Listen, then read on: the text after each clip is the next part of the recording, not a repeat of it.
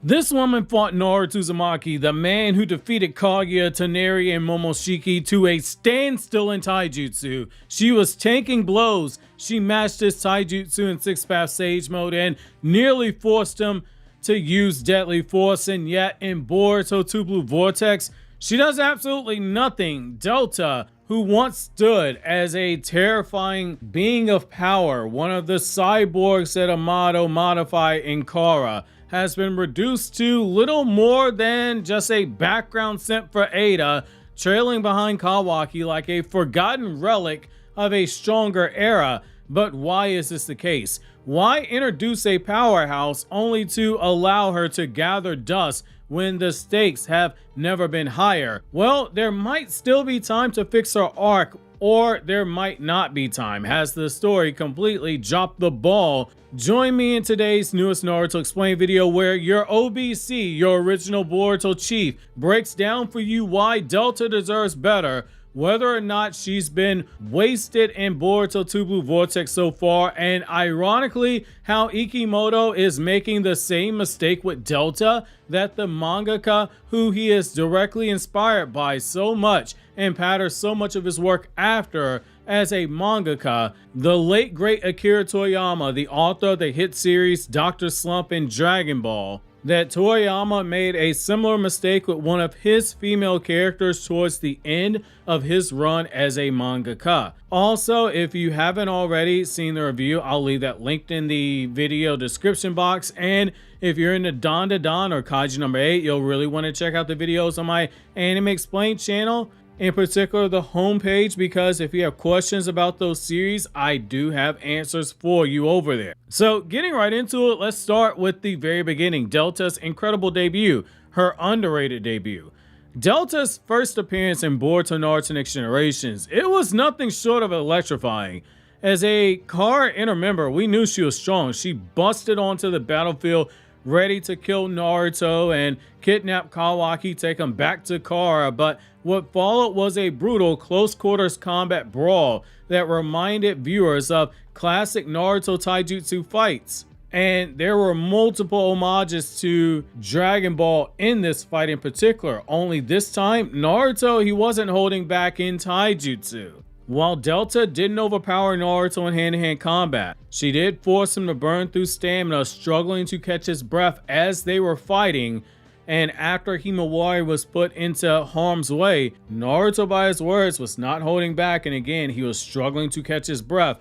And it required the super giant Rasengan to take down Delta, because AP and DC and AOE are concepts that we still have people that do not fully understand, which are fundamental for understanding battle manga, in particular the fights. But even then, Naruto, he held back so as to not erase her existence with the Rasengan. She lost, yes, but not without proving herself as being an upper echelon threat.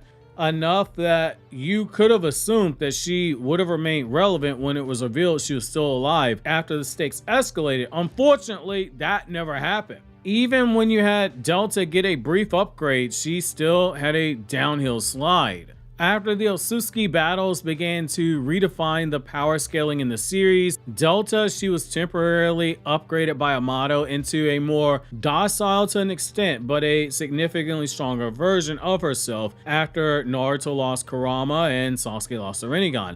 She was implied and she got shown being relative, potentially even a little stronger than Code without limiters, because Amato was upgrading her body to specifically deal with that version of Code, and that's no small feat, especially considering that, again, this is after Naruto lost Kurama, Sasuke lost the Rinnegan. So that's why Amato said this would be a great asset to Konoha, because they're running out the manpower to fight Code. And yet, after that moment, we didn't see Delta do anything. Instead, she became a glorified bodyguard. There's a running gag that people can just put her to sleep because of the command code that Amato has that anyone can use. In Boruto 2 Blue Vortex, she's always standing next to Kawaki or Ada, but she hasn't thrown a single punch. No battle against Code, no battle against Jura, not even when Sarda took on one of Jura's Shinju clones. You might almost say that this is baffling because Not only has her strength been established, but the current narrative has placed Ada, her beloved if you will, in the direct crosshairs of a monster like Mamushi, a being who's born from Bug's obsession with Ada and his chakra, with the goal of devouring Ada. You'd think that this would be Delta's shining moment, and for a moment I was tempted to say that, but once again, if we take a closer look at how the narrative is framing this, it seems like that spotlight is reserved for someone else, Daemon, the younger brother of Ada. And the reason why this is so fascinating is that there's an expression that history doesn't repeat itself, it often rhymes, and we're kind of seeing that here. It's not a one-to-one repeat, but it definitely rhymes.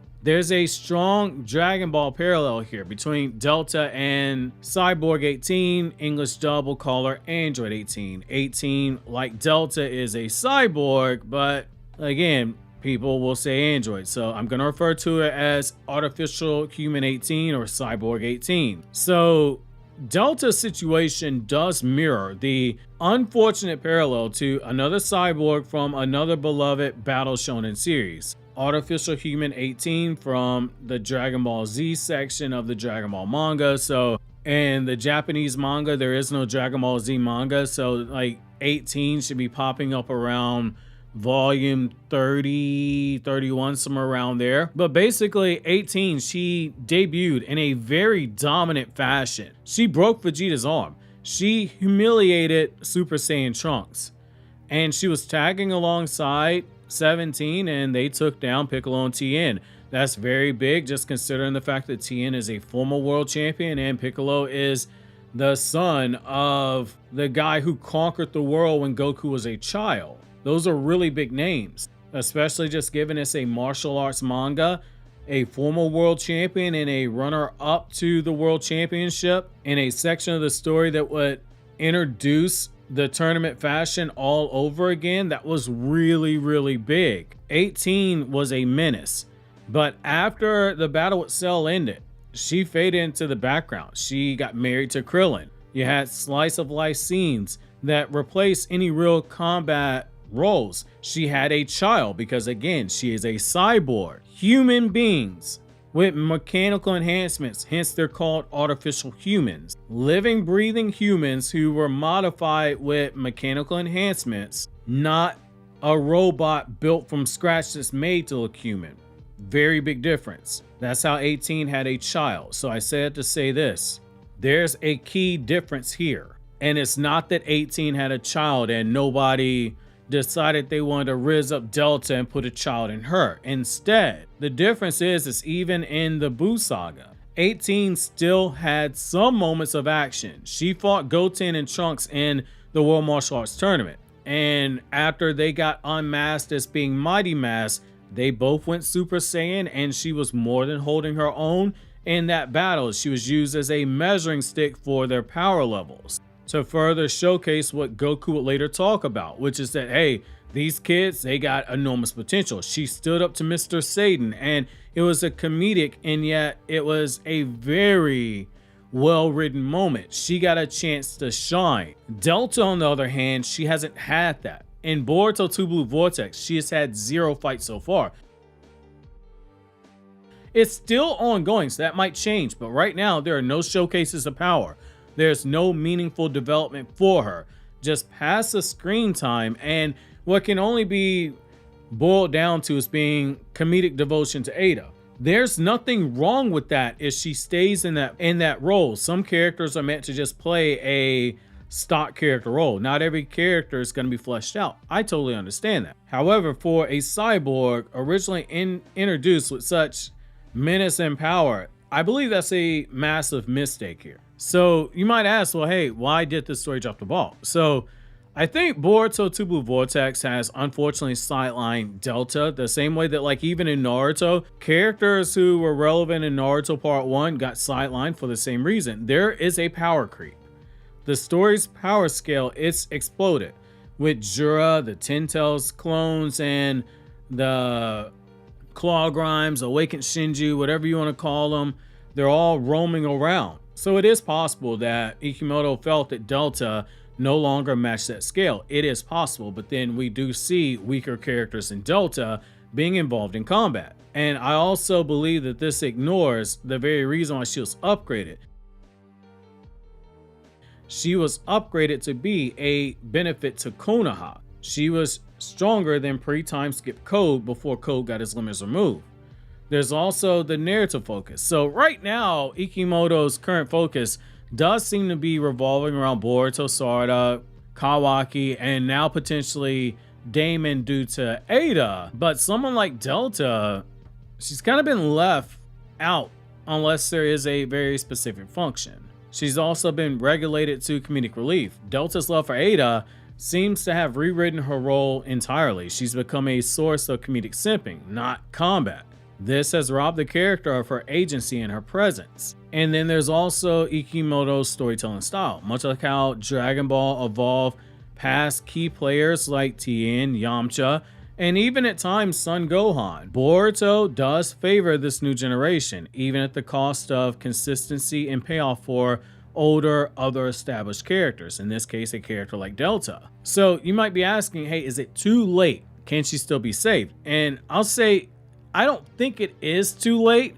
Mamushi is heading for Ada. Delta has sworn to protect Ada, so a battle is coming, and if Delta steps in, if she sacrifices herself or she goes toe-to-toe with Mamushi, she could reclaim some of that presence and the respect that she once commanded. But if she sits on the sideline yet again, likely watching Daemon do a lot of the heavy lifting, her arc risks a permanent relegation to a forgotten powerhouse, a character with incredible potential that the story basically gave up on. Her role could have been something like a anti-hero protector, torn between loyalty to Kawaki and affection for Ada.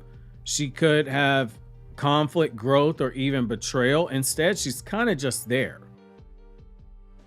Which again, from a writing perspective, I get it. Sometimes that happens when you have a rather large cast, which Boruto does have, and you have threats that serve a very specific role. They're very targeted. Delta's case has potential to end up being a tragic one. If the highlight of her character is that ferocious taijutsu clash with Naruto, and she's brushed aside, where you have kids who are weaker than her that are rising to fight some of these threats. I'm looking at, like, say, Araya and Chocho and etc. She's a wasted potential character. Whether or not Ikimoto does plan to redeem her or let her fade away, it's gonna be something that remains to be seen. I do want to know, do you guys think she's been wasted in Boruto Two Blue Vortex? So you think I'm being a little too hard on Ikimoto here? Let me know down in the comment section below.